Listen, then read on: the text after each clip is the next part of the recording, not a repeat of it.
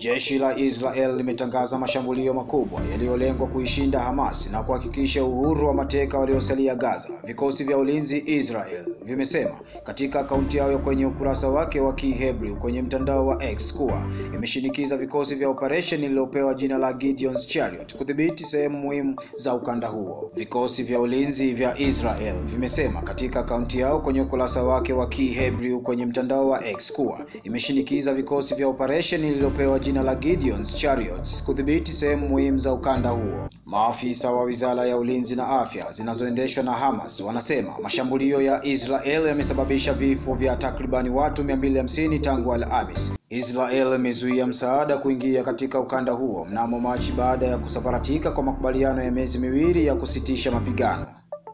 Rais wa Marekani Donald Trump siku ya Ijumaa amesema watu wengi wanaathirika kwa njaa Gaza. Jeshi la Israel haikutumia jina la operesheni hiyo katika ujumbe kama huo kwenye ukurasa wake wa Kiingereza kwenye mtandao wa X. Limesema hautaacha kuendeleza shughuli zake hadi pale Hamas itasita kuwa tishio na mateka wetu wote wamerudi nyumbani, na kuwa imelenga zaidi ya maeneo 150 ya magaidi kote katika ukanda wa Gaza katika saa 24.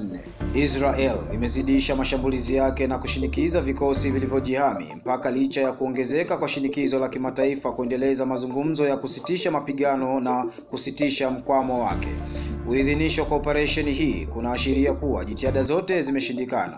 Nami mtangazaji wako kutoka Kankono Media, langu jina ni Joseph Ocheng. Usisahau kusubscribe, kulike, comment na kushare ili uweze kupata updates mbalimbali.